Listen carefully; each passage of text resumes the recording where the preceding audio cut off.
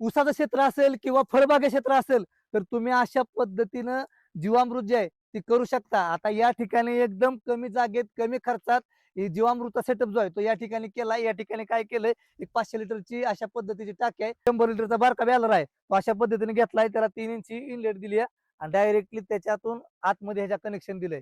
आता हे जीवामृतचा नेमका फायदा काय, तर आपण जीवामृतची स्लहरी करून आपण जे काय रासायनिक खताचा बेसल डोस देतो त्यापेक्षा ही स्लहरी आपल्याला खूप फायदेशीर ठरते. ह्याच्यामुळे जमिनीचा पोत टिकून राहतो.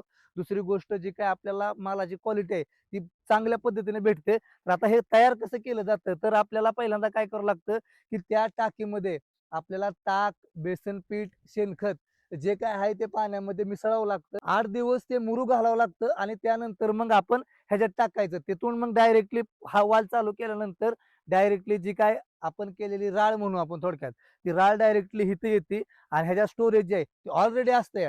पण आता विषय काय होतो, ह्याला आपण काय केलंय, तर या ठिकाणी एअरवाल काढलाय. जर एअरवाल जर नसला ह्याला तर ही बॅग फुटून जाईल. त्यामुळे अशा पद्धतीने एअरवाल काढून पाण्यात ठेवलंय, म्हणजे एअर ह्याच्यातून पास होऊन जातो. आता ह्याचा हे लहान प्रमाणात आहे.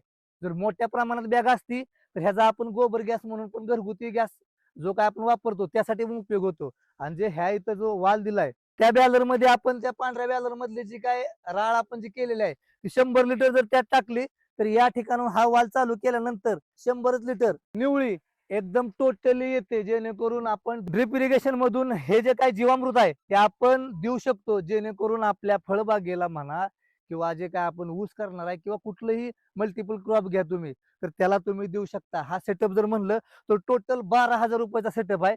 जर तुम्हाला ह्याच्याविषयी अधिक माहिती पाहिजे असेल तर आपल्या चॅनलला सबस्क्राईब करा, म्हणजे ह्याच्यावरती जो काय फुल व्हिडिओ आहे तो आपल्याला भेटला जाईल.